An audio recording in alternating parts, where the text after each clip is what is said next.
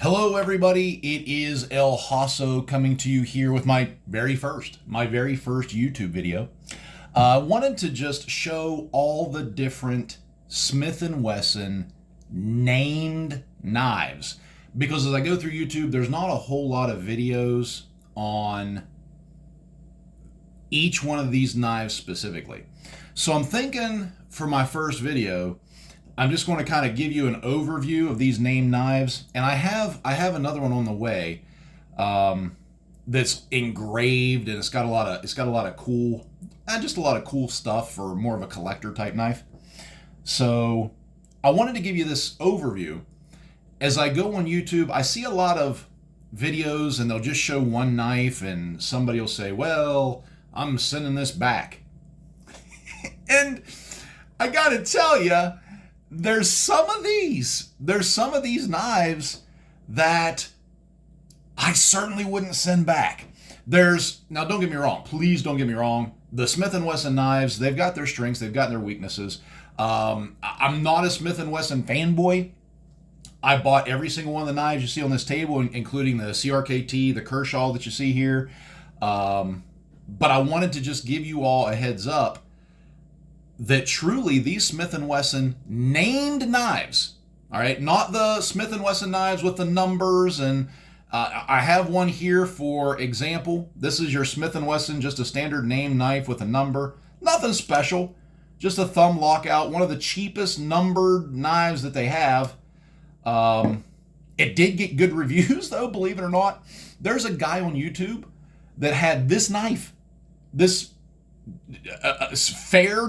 I would call this a fair knife. This is you would find this at the county fair. It's got Smith & Wesson's logo. The flipper is okay, but the blade. If you watch the video on YouTube of the guy that's actually doing the knife tests, where he's got the cool little electronic device that measures the weight of how much weight it takes to actually cut the string. This thing actually does really, really well, which doesn't surprise me because all of these Smith & Wesson knives are truly, very sharp coming out of the box. So first off, I just wanted to tell you a little bit about, first off, the Freelancer. So the Freelancer, if you love to just mess around, if you like to just play around with the knife, because at the end of the day, the fidget spinner is not for you. So you like to fidget around with a knife, then by golly, this Freelancer is, it's going to be right up your alley. Now, please don't get me wrong, that's not the only strength of the Freelancer. The Freelancer also has a really sturdy handle. It looks like, when you first kind of look at it, you're like, okay, it's a plastic handle. I don't know, but I got to tell you, this is a very dense plastic. It's a very dense, they say it's a G10 plastic. I can't speak intelligently enough to know what G10 means exactly, but this is a condensed like G10 plastic on this handle. Now, of course, it also has your steel inlays that ultimately support the rotation in the blade. But if you're just into fidgeting around with a knife, this little push button knife, this thing's really cool. I could fidget around with this thing for a very long time. Just a cool knife, 8 CR13 MOV steel on all of these. And for those of you that are, 8 CR13 MOV steel is subpar, please keep in mind that is one of the most commonly used steels in CRKT and Kershaw. So what? You don't like Smith & Wessons? You don't like CRKTs? You don't like Kershaws? You don't like anything with an 8 CR 13 MOV steel? So let's go ahead, and I'm going to skip this Velocity or Velocite, whatever Smith & Wesson calls it. I'm skipping it. Why? Because in all honesty, it deserves to be skipped. So I'm going to skip it. And I'm going to go on to the Stave. The Stave, this is my personal favorite knife out of the set. I just like this thing. The jimping at the very top of the blade. It feels great in the hand. There's jimping on there's jimping on the release. So your finger feels the jimping on the release. Your finger feels the jimping on the blade. It's got a very solid handle where it has steel. It has steel overlaid steel where you have your pivot point for the blade, 8 CR13 MOV, and this blade, oh my gosh, I don't know if you can see that or not in the video, but this blade is just so thick. It is so thick, it's a nice blade, and you're like, El Hosso. Wouldn't that add to the weight of the knife? Well, they've done a great job with these G10 scales. So they've got the portion that needed reinforced here at the top, reinforced with steel, and then they have the G10 scales at the bottom. And this thing is not spring assisted. It is not, but it is smooth as butter.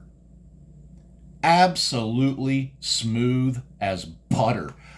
My favorite knife of the set. I like the look. I like the feel. It feels strong. It does not feel. This does not feel like a sub $30 knife. As a matter of fact, I would take this knife, the Stave specifically. I would take this knife over the Snap-on, well, the CRKT, and the Kershaw. I would take it any day of the week. That's my opinion on this particular knife. This is a well-built, well-designed knife. I like it a lot. Next, you have the Cleft. So your Cleft, this thing you can feel as soon as you pick it up. It is a heavy knife. It's a heavy knife because it's steel reinforced with steel. So you've got 2 layers of steel that you're going through, that you're carrying in your pocket. This one does not have a flipper. And I got to tell you, it would have been a great addition had this had any type of jimping on the blade, on the frame, anywhere. It has some here on the back, but that's it. And so I could see that if your hands get wet, if your hands get greasy, if you're maybe in work conditions, this thing would get slippery as all get out. So don't get me wrong, if you're just taking it, I don't know, if you're just taking it fishing, or if you're taking it, hiking, and after you clean your fish, you can wipe it off or what have you.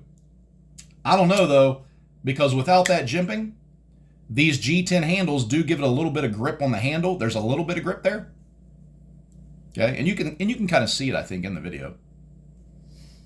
But ultimately, this could have used a couple of upgrades, and this would have been a fantastic, absolutely fantastic knife. But it is missing the jimping. It does miss the flipper, but I'm not going to knock that, because at the end of the day, I will say these thumb studs, the thumb studs work fantastic. Okay, this is your Smith & Wesson Cleft. Then you have the Freighter. There's videos on YouTube of a fella that purchases a Smith & Wesson knife, compares the Smith & Wesson knife to a buck knife, and then says, I'm sending the knife back. And that's fine. I got nothing. That's great. If he wants to send his knife back, fair enough. But here's what I'd like to say about that buck knife. My father, huge fan of buck knives. That's all he carried. USA made. They know what they're doing with the 420, with the 420 HC steel. They do. They've been making knives for an extremely long time. I'd like to see that guy review the Freighter. And the reason is because this is a beast of a knife. It's a beast of a knife. It is heavy duty. It is double layers of steel. You've got four small screw inlays here that are helping hold all this steel together. You've got one beast of a blade. Now, is this spring assisted? Nope. Is this any type of a fancy flip out system at all? Nope. You just take your thumb, you grab it on the thumb stud, and you flip that bad boy out. All right, but I got to tell you, as soon as you pick this knife up, you're going to realize that there is a lot of quality here. As soon as you pick this knife up, what do we have? The Velocite or the Velocity. As soon as you pick this knife up, you may quickly realize these handles, I don't know why. I have no, please, Smith & Wesson, if you are hearing this video, please tell me why you would just put this very thin plastic, not dense plastic handle on what could have been, potentially, what could have been an excellent knife. And I say that because the smoothness of the opening of this knife, the spring assist is really good. But this isn't a knife where you're going to feel the handle and you're going to say, now this is something of quality. That won't be this Velocity or Velocite knife. Why? Why did we not? Why did we not use a same? I get it. Hosso, look. The reason that we put that thin plastic on the handle is because we wanted to save weight. And if somebody wants an everyday carry knife, they want a lighter knife. Okay, fine. But why did we not give it the nice G10 dense plastic like we gave the Freelancer? This handle feels 5 times. It feels 5 times better than the one that you have here on the Velocite or Velocity, however they pronounce it. So I just wanted to point that out because I'm not a Smith & Wesson fanboy. All right, I'm not. I got to tell you, there's options out there that can absolutely compete with these. But here's the thing, folks. You're going to pay a higher price.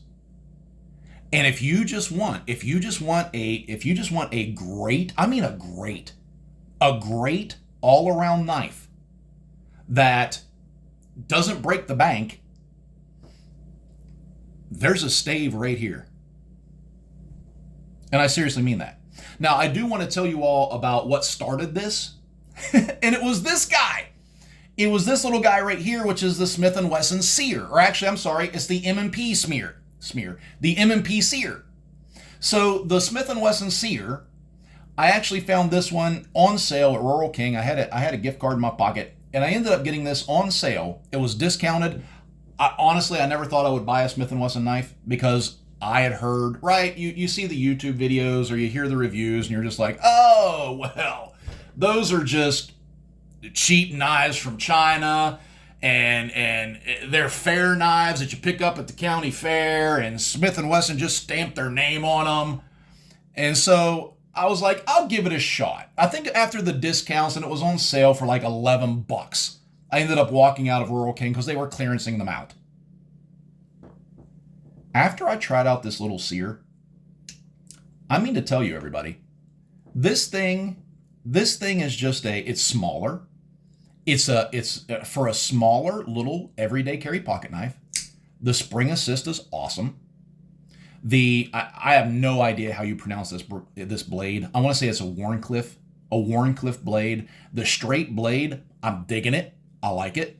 It has jimping on the back of the frame. There's nothing on the blade. A little bit of jimping on the flipper. Do like that. So we've got the jimping here. Gives you a great grip in your hand. This is the Sear. This is another knife that I would recommend, especially if you like smaller knives, but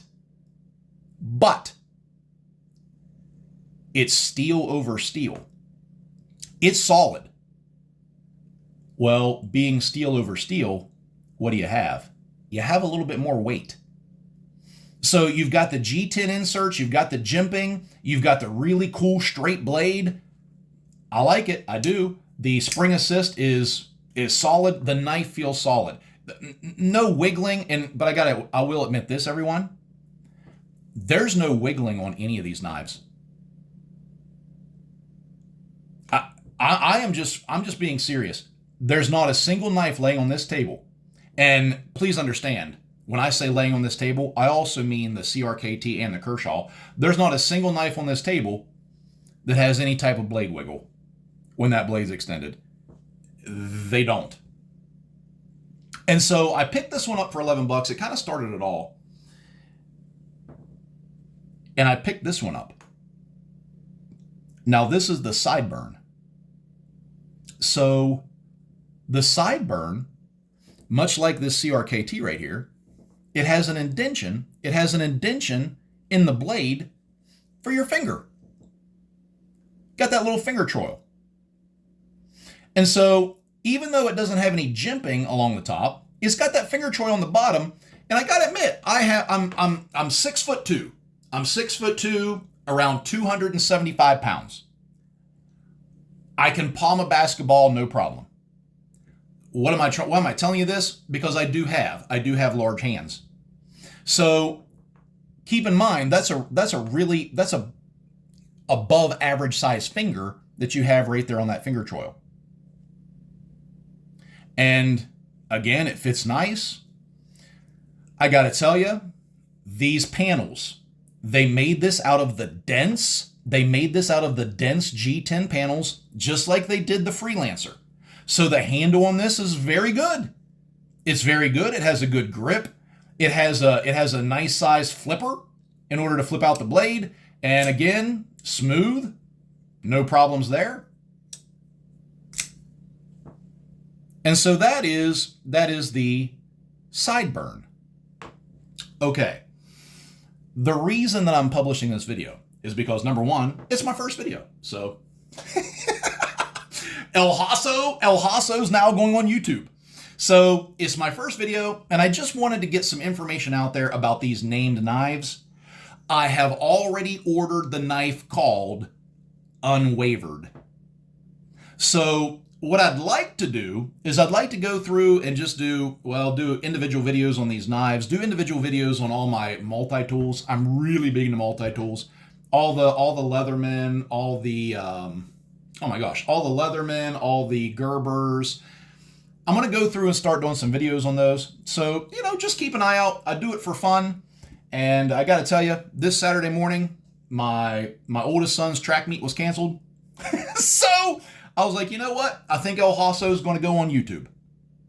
This is my first video. If you have any questions, if you have any concerns regarding any of these named knives, and again, I only collect the named Smith & Wesson knives. Named meaning Freelancer, Velocite, Stave, Cleft, Freighter, Sideburn, Sear. All right. I've got the Unwavered on its way. Yes, I do have one of the kind of more generic, just standard numbered knife. I got to tell you though, the handle on this is super slippery, and you can just tell that all the named stuff it just has more attention to detail. So I'm going to wrap it up for this video. Thank you all for watching. We'll see you all in the next El Haso YouTube video. Thanks again, folks.